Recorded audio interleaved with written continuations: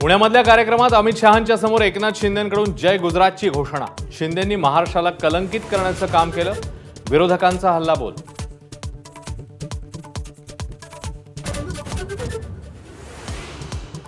गुजराती लोकांच्या कार्यक्रमात जय गुजरात म्हणणं चुकीचं नाही। फडणवीसांनी केली एकनाथ शिंदेंची पाठराखण। संकुचित विचारातून टीका करणं योग्य नसल्याचं म्हणत विरोधकांना फटकारलं।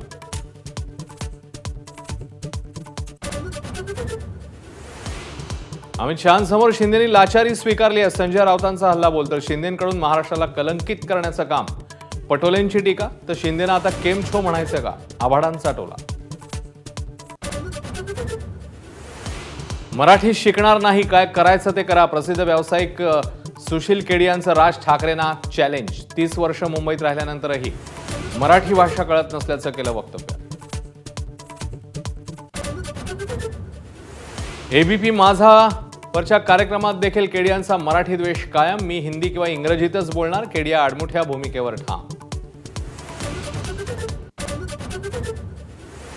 महाराष्ट्रात राहून मराठी शिकावी असा आग्रह करू शकतो, दुराग्रह करू शकत नाही। केडिया प्रकरणावर फडणवीसांचं मत।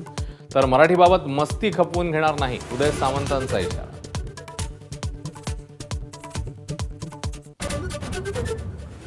पक्षीय अहंकार बाजूला ठेवत मेळाव्यासाठी झोकून काम करायचंय, मनसे आणि ठाकरेंच्या शिवसेनेचं ठरलं। दोन्ही पक्षाच्या नेत्यांकडून एकजुटीने मेळाव्याची तयारी सुरू।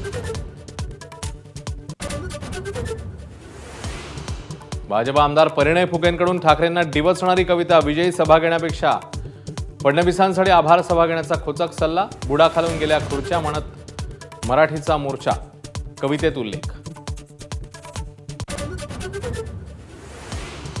नाशिक जिल्हा बँकेच्या सभेत कृषी मंत्री माणिकराव कोकाटे आणि शेतकऱ्यांमध्ये बाचाबाची। कर्जवसुलीच्या सामोपचार योजनेला विरोध। कर्जमाफी केव्हा मिळणार? शेतकऱ्यांचा कृषी मंत्र्यांना सवाल। स्टँडअप कॉमेडियन कुणाल कामरा आणि सुषमा अंधारेंविरोधात हक्कभंग आणण्यास मंजुरी। शिंदेंविरोधात केलेल्या कवितेवरून अडचणीमध्ये वाढ।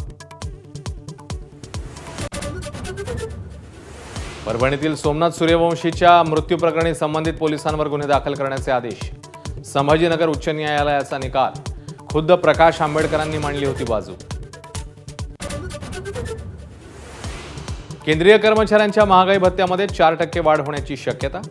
चालू महिन्यापासूनच लागू होऊ शकते महागाई भत्त्यामधली वाढ। वाढ झाल्यास महागाई भत्ता 55 वरून 59% जाणार। बिहारच्या निवडणुकीत काँग्रेस 5 लाख महिलांना वाटणार राहुल गांधींचे फोटो असलेले सॅनिटरी नॅपकिन।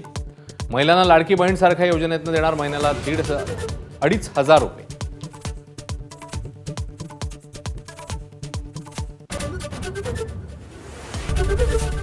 एबीपी माझा, उघडा डोळे बघा नीट।